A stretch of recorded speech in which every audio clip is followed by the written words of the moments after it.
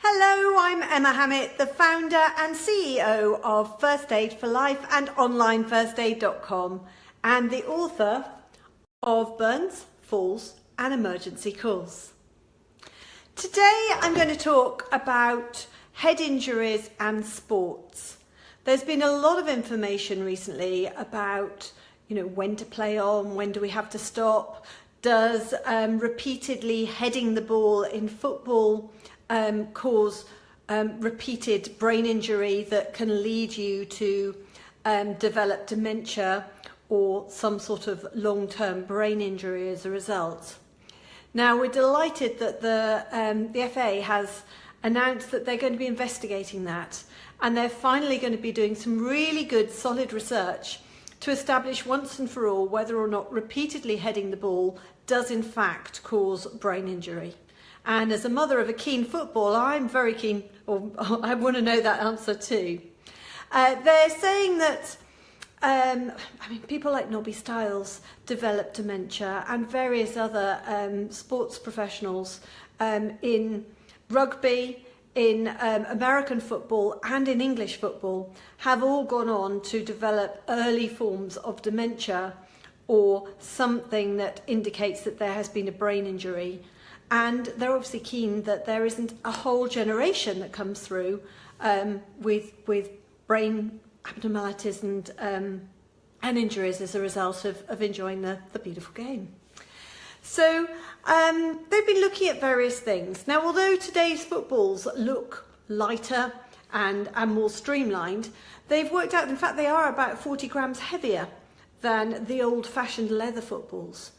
That in itself, they don't think is causing or is cause for concern. But what they have said that in the past, the leather footballs absorb an awful lot of water and get ridiculously heavy when they are full of water, and that is where you get that horrendous damage that can be caused by repeatedly heading the ball. They also say that probably, although they're going to investigate all this, it's not playing the matches that is particularly causing the problems, but in football in particular, they're looking at things like repeatedly heading the ball in training, which is a repetitive form of brain injury, albeit quite a minor one. It is repeatedly knocking your brain in a way that may not be healthy for it. So they're going to look at that side of things at all as well. Now, they have got various guidelines about when to play on and when to suspect a concussion and how people should be reacting in both football and in rugby.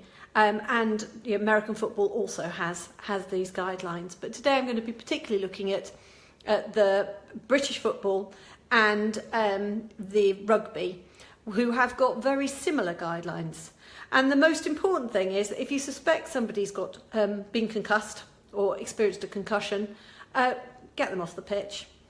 They shouldn't play on, and they certainly shouldn't play on, and they should be removed from the game immediately and assessed.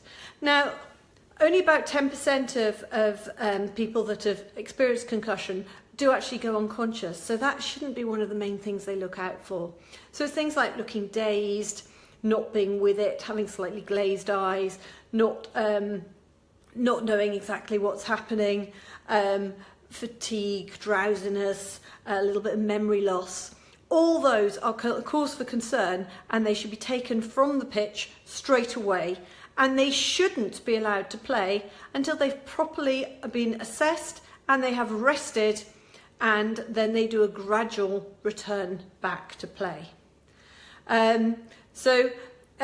In football, they say immediately remove them. In rugby, they say that they remove them. They've got 13 minutes to decide whether or not a player is fit to return to the field. So slightly different.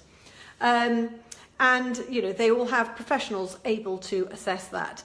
And there was recently some information as well with a university study that they're doing, where they're trying to develop something which from a saliva test can actually diagnose whether or not there has been any form of brain impact as a result of what's happened on the pitch, and make a more objective decision straight away. So concussion can also affect someone's mood, balance, sleep, thinking, concentration and senses. And most symptoms do resolve within about a week, and the vast majority a lot sooner than that. The key things to tell someone following a concussion is don't make things worse, take it seriously and do rest. Don't risk the injury again, hence please don't go play on.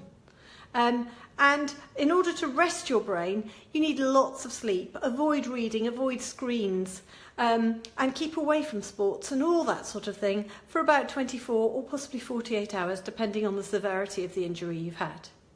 Children and adolescents may need 1 or 2 days off school, and then they do a really gradual return both to academic study and back to the sport. And if it's been a severe injury, they should have at least 2 weeks with no training. And then they go back stage by stage.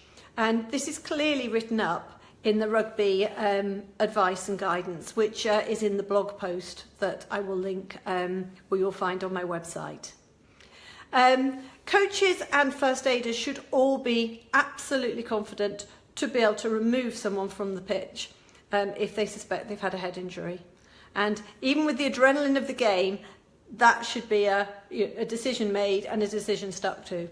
They need to recognise the signs of concussion, and they need to apply basic first aid. Although, applying a wrapped ice pack to someone's head is not going to make any effect or help anything that's going on inside. So applying a wrapped ice pack is purely treating superficial damage and bruising, and that's all it will do.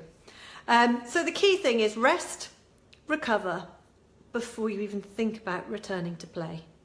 I hope that's been useful. That's Emma Hammett from First Aid for Life and onlinefirstaid.com. And there's far more details on my websites, www.firstaidforlife.org.uk and onlinefirstaid.com.